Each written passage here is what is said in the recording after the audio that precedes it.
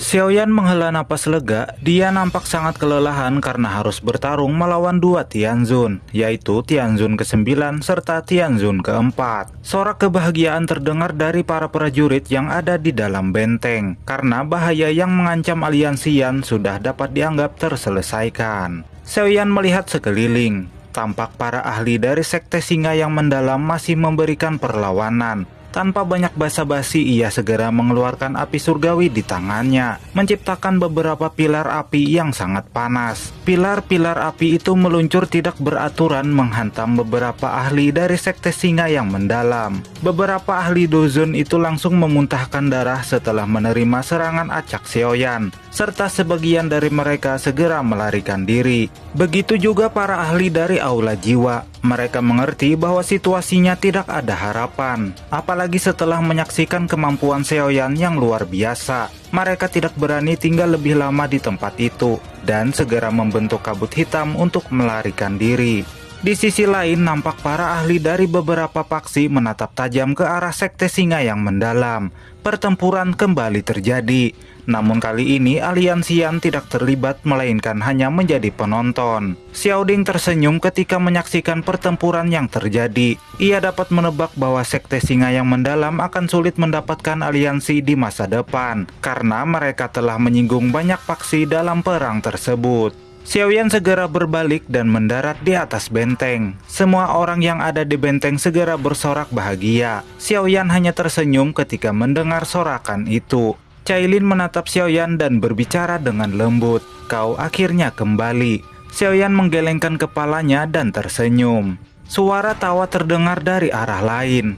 Kepala Papilion Junior benar-benar melebihi harapan orang lain.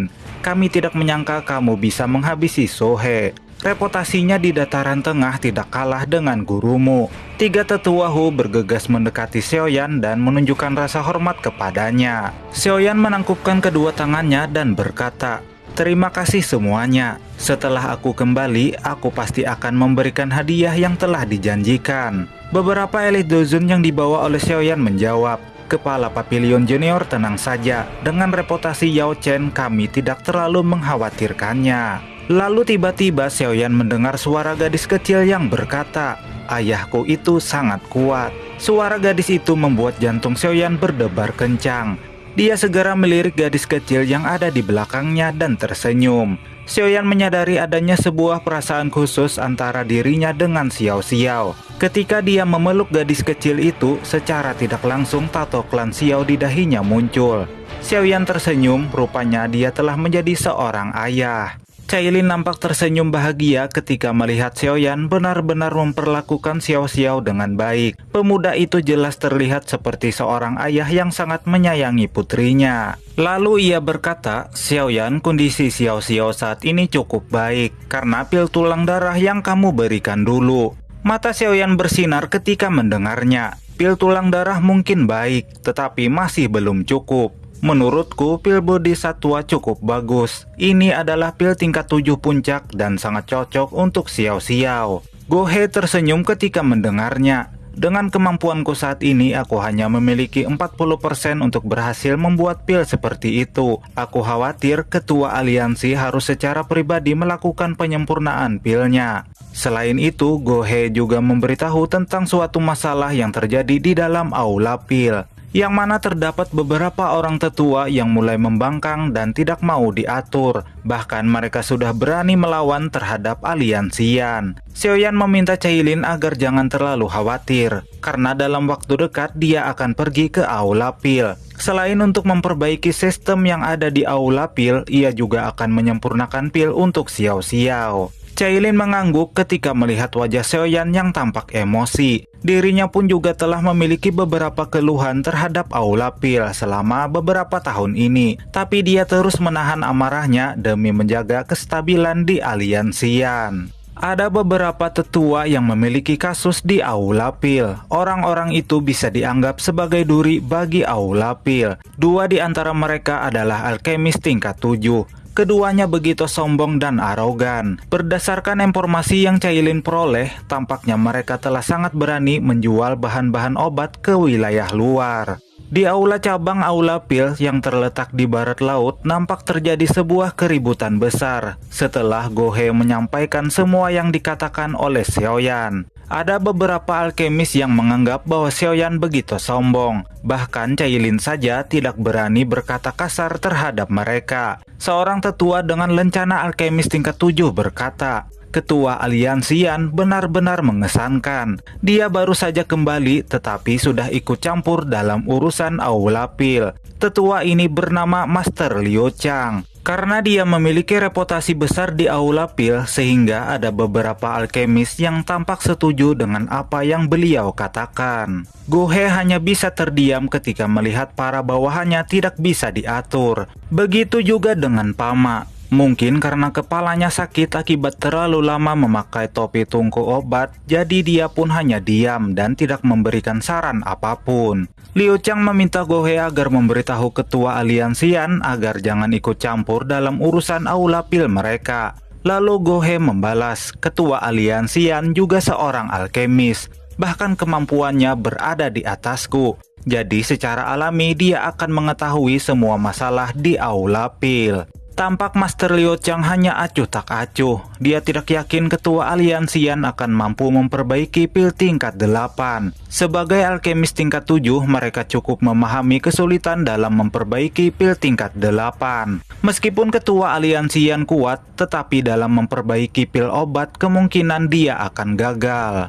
Esok harinya, bertempat di alun-alun Aula Pil, tampak beberapa alkemis mulai berkumpul untuk menyaksikan proses pemurnian pil tingkat 8 oleh Xiaoyan. Gohe nampak begitu cemas karena Liu Chang dan Wojen belum juga datang. Padahal Xiaoyan dan yang lainnya sudah tiba di sana. Xiaoyan memperhatikan sekelilingnya dan mengangguk ke arah Gohe dan yang lainnya. Xiaoyan segera melesat dengan cepat dan muncul di atas panggung batu yang berada di tengah alun-alun. Setelah berdiri di atas panggung batu, Xiaoyan segera mengeluarkan kuali obat. Ia berkata, "Hari ini aku akan menyempurnakan pil tingkat 8. Setiap orang bisa memperhatikan prosesnya, ini akan sangat bermanfaat untuk kalian di masa depan." Kilau keterkejutan melintas di mata semua orang ketika mendengar kata-kata Xiaoyan. Karena untuk dapat menyempurnakan pil tingkat 8 hanya bisa dilakukan oleh alkemis yang keberadaan mereka sangat langka.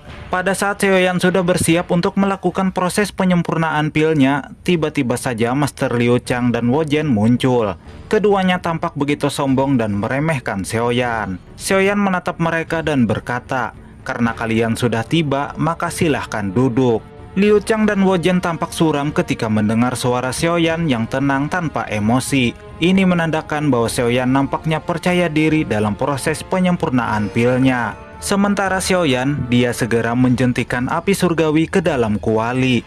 Setelah itu ia mengeluarkan beberapa bahan obat dan memasukkannya satu persatu ke dalam kuali. Semua orang yang hadir tampak begitu kagum ketika melihat proses pemurnian yang Xiaoyan lakukan. Proses itu sangat begitu halus, bahkan tidak berhenti sedikit pun. Kekuatan spiritual yang kuat segera menyebar seiring dengan semakin banyaknya bahan yang Xiaoyan masukkan ke dalam kuali.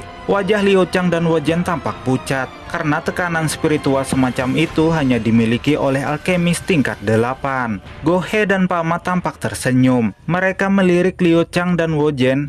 Akhirnya hari-hari ketika kedua orang ini bisa bertindak sombong di Aula Pil akan berakhir. Meskipun menyempurnakan pil tingkat 8 begitu sulit bagi orang lain, tetapi Xiaoyan tampak begitu mudah dalam proses pemurniannya. Dulu saat dia menyempurnakan pil di Menara Pil, dia sudah bisa membuat pil dengan petir 5 warna. Setelah bertahun-tahun berlatih dan kekuatan spiritualnya jauh lebih kuat dari sebelumnya, jadi proses pemurnian pil tingkat 8 ini bisa berjalan dengan lancar. Setelah 8 hari berlalu, tiba-tiba saja suara guntur bergemuruh di langit. Beberapa ahli yang memiliki persepsi spiritual yang tajam dapat merasakan bahwa energi di sekitar mereka telah mengalami suatu perubahan. Awan gelap segera berkumpul di langit diiringi oleh kilatan petir yang menyambar ke segala arah. Ekspresi beberapa alkemis berubah suram. Mereka dapat merasakan energi mengerikan yang terkandung di dalam awan petir tersebut. Ketika situasi alun-alun mulai dilanda oleh kepanikan, Xiaoyan membuka matanya. Awan petir gelap hitam di langit berubah menjadi awan petir 5 warna. Kilau keterkejutan melintas di mata semua orang. Apakah ini petir pil yang legendaris? Awan petir 5 warna ini adalah sesuatu yang langka. Bahkan banyak alkemis yang tidak dapat memanggilnya setelah menghabiskan seluruh hidup mereka untuk mencobanya. Gohe dan Pama menatap ke arah langit. Gohe mengalihkan pandangannya ke Xiaoyan. Ia bergumam, tidak heran Yun Yun begitu mencintainya. Bakat seperti itu adalah sesuatu yang harus diakui olehnya bahwa dia tidak memilikinya. Sebuah gemuruh terjadi di langit ketika petir 5 warna mulai menyatu dan segera menerjang ke arah Xiaoyan. Setelah merasakan energi menakutkan yang terkandung di dalam petir 5 warna, tanpa sadar ekspresi Cailin dan yang lainnya berubah. Cailin begitu khawatir apakah Xiaoyan bisa menahan serangan petir 5 warna tersebut. Xiaoyan mengangkat kepalanya dan menatap petir 5 warna di langit. Dengan sebuah jentikan jarinya, dalam sekejap tubuh emas muncul di samping Xiaoyan dan langsung terbang memblokir petir 5 warna. Saat boneka wayang bertabrakan dengan petir 5 warna, semua orang nampak melongo melihatnya. Awan petir yang menakutkan itu perlahan menghilang.